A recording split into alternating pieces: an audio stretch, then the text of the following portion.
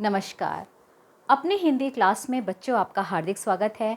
मैं आपकी शिक्षिका प्रीति गर्ग आज इस वीडियो में बताऊंगी कि किस तरीके से उपसर्ग के माध्यम से हम शब्दों की सही वर्तनी लिखते हैं। उपसर्ग सिर्फ शब्द निर्माण ही नहीं करते बल्कि शब्दों की वर्तनी को सही ढंग से लिखने में भी हमारी सहायता करते हैं। लेकिन ये सहायता तभी फलीभूत होती है जब हम स्वयं उस शब्द को सही ढंग से लिखें, क्योंकि कुछ उपसर्ग बच्चों ऐसे होते हैं जिनकी वर्तनी लिखने में, उनसे बने शब्दों की वर्तनी लिखने में अक्सर गलतियां हो जाती हैं। बच्चे गलतियां कर देते हैं और परीक्षा में उनके अंक कट जाते हैं। आप ये ध्यान रखिए कि सिर्फ नया शब्द बनाना ही पर्याप्त नहीं है, बल्कि उस नए शब्द की वर्तनी सही होनी चाहिए, तभी आपको नंबर मिलेंगे। यदि आपने शब्द तो बना दिया लेकिन उसकी वर्तनी यानी कि उसकी स्पेलिंग आपने गलत लिखी तो आपका वो अंक, जो जितने नंबर का वो प्रश्न है, वो अंक आपके कट जाएंगे। तो आज इस वीडियो में मैं आपको बताऊंगी कि कौन से उपसर्ग ऐसे हैं जिनकी वर्तनी, जिनसे बने शब्दों की वर्तनी लिखने में बच्चे अक्सर गलती करते हैं। तो आइए देखते हैं। यहाँ पर मैंने कुछ उपसर्ग लिखे हैं जिनसे बने शब्दों की वर्तनी में अक्सर बच्चे गलती करते हैं। पहला हम उपसर्ग लेते हैं निस। अब देखिए, सबसे पहले तो हम ये जानें कि इन सारे उपसर्ग जो हमारे सामने लिखे हैं उनमें हमने शब्द का जो आखिरी वर्ण है उसमें मैंने हलंत लगा रखा है। इस हलंत का मतलब होता है कि ये जो वर्ण है वो व्यंजन है और ये व्यंजन आधा है, यानी कि ये हलंत ये बताता है कि इस व्यंजन में कोई स्वर नहीं लगा है। हम सभी जानते हैं कि जो व्यंजन होते हैं वो स्वर की सहायता से बोले जाते हैं, और जब किसी व्यंजन में कोई स्वर नहीं होता है तो हम उसको हलंत के माध्यम से उसको हम चिन्हित करते हैं कि यहाँ पर ये वर्ण आधा है, यानी कि इसमें स्वर नहीं है। अब जब वो व्यंजन आधा होता है, वर्ण आधा होता है, तो उसको हम लिखते समय इस तरीके से यूज़ करते हैं। यही नियम लागू होता है जब हम इस उपसर्ग से कोई शब्द बनाते हैं। जैसे कि हमने यहाँ पर निस उपसर्ग से हमने इसमें संदेह मूल शब्द जोड़ा, तो हमारा क्या वर्तनी बनेगी? निस्संदेह बनेगी। अब आपने निस्संदेह बना तो दिया, अब जब लिखने की बारी आई तो हमने गलती की। बच्चे अक्सर गलती करते हैं, उसकी वर्तनी को वो ऐसे ही लिख देते हैं, निसंदेह। ठीक है, उनको कुछ नहीं, उनको लगा कि संदेह में निस को जोड़ना है, निस को जोड़ दिया, निस्संदेह बन गया। लेकिन ये निस्संदेह की वर्तनी गलत है, ये ऐसे बनेगी नहीं। जब यहाँ पर सा वर्ण है, हलंत लगा हुआ है, तो इसका मतलब ये आधा है। जब ये आधा है तो यहाँ पर ये शब्द फिर कैसे लिखा जाएगा? निसंदेह, ऐसे लिखा जाएगा। यहाँ पर ये वर्ण आधा हो जाएगा। अक्सर ये बच्चे गलती करते हैं। ऐसे एक और हम उदाहरण लेते हैं, निस का ही लेते हैं। हमने यहाँ पर निस उपसर्ग से हमने संकोच मूल शब्द में इसको लगाया, तो यहाँ पर जो इसकी वर्तनी बनेगी वो ये बनेगी, निसंकोच, यानी कि सा आधा हो जाएगा। ये बात आप लोग ध्यान में रखिएगा।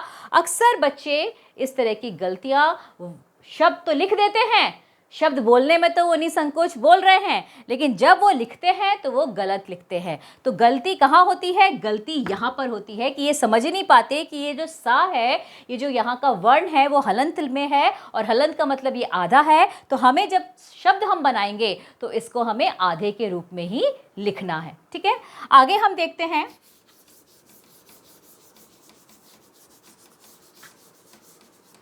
निर।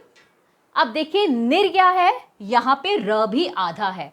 अब हम इसको बल, जो हमारा मूल शब्द है, हमने इसमें कैसे लिखा? बच्चे अक्सर इसको ऐसे ही लिख देते हैं। अक्सर देखने में आया है कि बच्चे इस तरीके से इसको लिख देंगे निर्बल, कि निर्बल, बल में निर उपसर्ग लगा के निर्बल बनाया, लेकिन उसकी जो वर्तनी थी वो इस तरीके से लिख दी जिससे कि ये शब्द गलत हो गया। अब जो इस तरीके के उपसर्ग होते हैं जहां पर रा आधा होता है, वो अक्सर रेव के, अक्सर नहीं हमेशा रेव के रूप में प्रयोग होता है। रेव का, रा का रेव का प्रयोग कब होता है?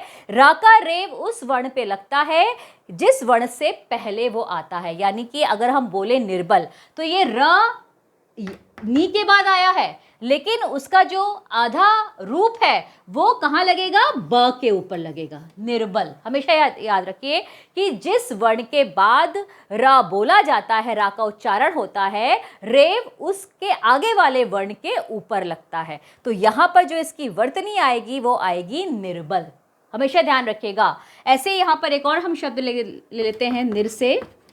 निर में हमने लगाया गुण, ठीक है। हमने इसकी वर्तनी क्या लिखी? निर्गुण।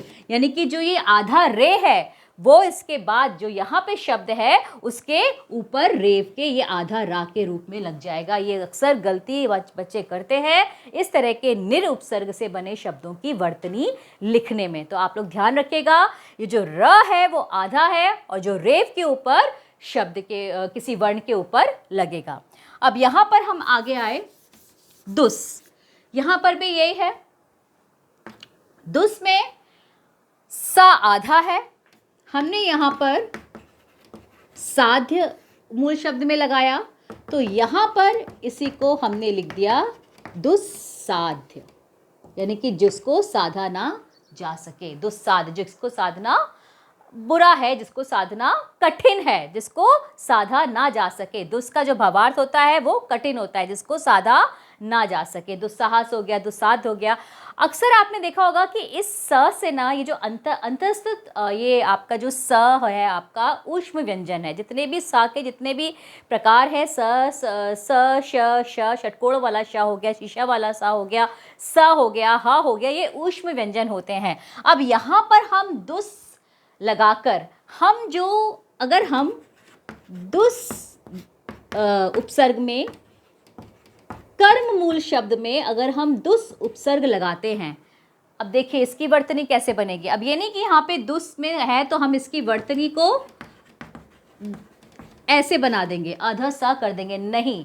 यहाँ पर इसकी वर्तनी ये गलत है। इसकी वर्तनी क्या बनेगी? यहाँ पर षटकोण वाला शा आ जाएगा, दुष्कर्म। ये ध्यान रखिएगा आप कि यहाँ पर दुस में ऐसे भी शब्द बनते हैं जैसे दुष्कर हो गया आपका, दुष्कर्म हो गया आपका, जिसमें षटकोण वाला शा लगता है, वो भी आधा। तो जब कभी भी आपको यदि पूछा जाए कि दुष्कर्म में कौन सा मूल शब्द है और कौन सा उपसर्ग है, तो आप इसका उपसर्ग ये नहीं बताएंगे। इसका उपसर्ग क्या बताएंगे? आप ये बताएंगे, दुस वाला बताएंगे, ठीक है। ध्यान रखेंगे कि किस तरीके से जो ये दुस आपका उपसर्ग है उससे हमारा इस तरीके के आपके शब्द भी बनते हैं, ठीक है। उसके बाद है हमारा आपका सम।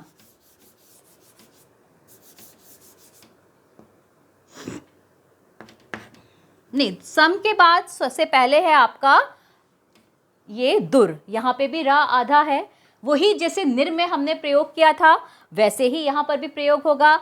हमने यहाँ पर लिखा आपका दिन। दिन आपका मूल शब्द है। अब हमने इसको कैसे बनाया? उसी तरीके से जैसे कि हमने यहाँ पर निर्बल बनाया था, दुर्दिन, यानी कि बुरे दिन। दुर का भावार्थ बुरा होता है, दुर्दिन यानी कि बुरे दिन। तो यहाँ पर जो ये र आधा है वो द के बाद जो ये द की मात्रा लगी है छोटी की, उसी के ऊपर ये रेप के रूप में यहाँ पर लग जाएगा दुर्दिन। तो वर्तनी आप बिल्कुल गलत मत कीजिए। किस तरीके से ये हलंत वाले वर्णों का प्रयोग शब्द में होता है और उन शब्द की वर्तनी कैसे होती है, इस बात का ज़रूर ध्यान रखिएगा, क्योंकि यदि आपकी वर्तनी गलत हुई, शब्द भले ही सही है, वर्तनी गलत है, तो भी आपको नंबर नहीं मिलेगा उस प्रश्न का। आगे आता है ये सम। सम में ये माँ आपका हलंत है यानी कि आधा है, लेकिन इसको हम अनुसार के रूप में भी लिखते हैं। जैसे कि हमने एक नियम से है हमारा कि वर्णमाला में जो 5वां वर्ण होता है वो उसका प्रयोग हम अनुसार के रूप में भी करते हैं। तो जो माँ भी 5वां वर्ण है तो हम इसका प्रयोग अनुसार के रूप में करेंगे। अब यदि यहाँ पे सम है और अगर हमने इसमें योग मूल शब्द को जोड़ा तो यहाँ पर इसका ये हम इसको ऐसे नहीं लिखेंगे, संयोग नहीं लिखेंगे। ये कैसे लिखा जाएगा? ये सा के ऊपर अनुसार फिर इसका मूल शब्द आएगा, संयोग। इस तरीके से लिखते हैं। संकल्प हो गया, संयोग हो गया, संसार हो गया, इस तरीके से हम इसकी वर्तनी को बनाते हैं। बच्चे अक्सर इसमें भी गलती करते हैं। ये जो माँ है, अधम माँ है, पांचवा वर्ण है, वो अनुसार के रूप में वर्ण के ऊपर लिखा जाता है। फिर है आपका अन। ये जो नीचे हमने ये 3 ये लिखे हैं, अन, पुनर, अंतर, अंतः।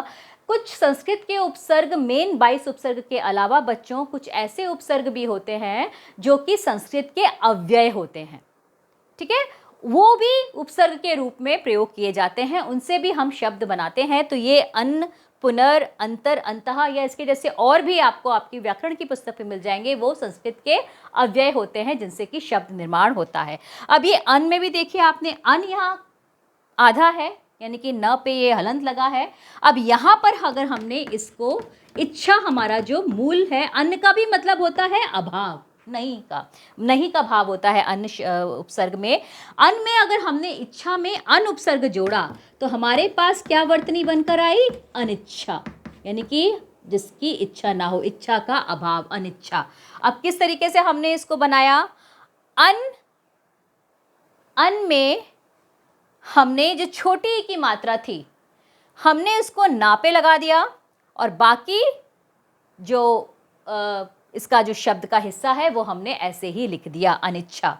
समझ में आ गया किस तरीके से वर्तनी बनी है कि अन जो ई की मात्रा है वो ना पे लग गई, ठीक है, इसका हमने जो इसका स्वर है वो हमने यहाँ पे लगा दिया और बाकी इसका भाग हमने वैसे ही लिख दिया, अनिच्छा। ऐसे ही आपका पुनर, पुनर का होता है फिर से।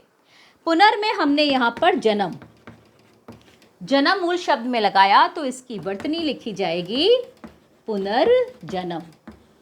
वही आपका रा का रेव है, र में रेव जो आधा है वो पुनर के बाद रा बोला जा रहा है, लेकिन यहाँ पर रा का कोई यूज नहीं होगा।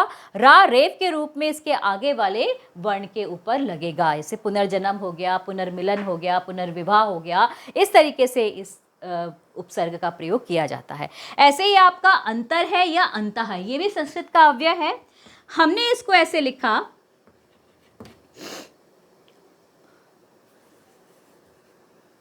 हमने यहां पर लिखा विवाह।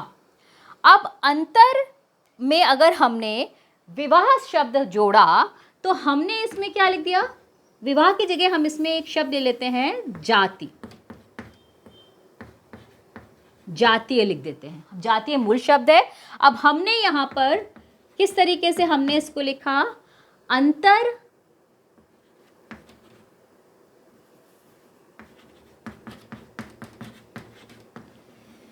ये हमने इसको इस तरीके से लिखा, अंतर जातीय, यानी कि जो र आधा है वो हमने जा के ऊपर रेव के रूप में लगा दिया। इस प्रकार हमने इसकी वर्तनी को लिखा, ठीक है। तो और अंतः से भी हम कर सकते हैं। अंतरात्मा, हम अंतर से अंतरात्मा बना सकते हैं, अंतर्मन बना सकते हैं। इस तरह के शब्दों का प्रयोग होता है जिसमें हम अंतर या अंतः उपसर्ग का प्रयोग करते हैं। तो आपने देखा बच्चों इस वीडियो में कि किस प्रकार इस तरह के जो उपसर्ग होते हैं जो थोड़े कंफ्यूज करते हैं कि हम उनके शब्दों को हम बना तो पा रहे हैं लेकिन हम उनकी वर्तनी को कैसे लिखें वो हमें नहीं आ पा रहा। तो इनकी वर्तनी, इन सारे उपसर्ग की किस प्रकार से लिखी जाती है वो मैंने आपको इस वीडियो में बताया। यदि आपको मेरा वीडियो अच्छा लगा तो इसे प्लीज़ लाइक करें, शेयर करें, सब्सक्राइब करें और आगे अब मैं जो वीडियो बनाऊंगी वो आपके हिंदी के उपसर्ग के ऊपर होगा। जो 13 उपसर्ग होते हैं मैं आपको बताऊंगी वो 13 उपसर्ग कौन से हैं और उनके शब्द किस प्रकार बनते हैं। तब तक के लिए आप मेरे साथ जुड़े रहिए और खुश रहिए। Thank you.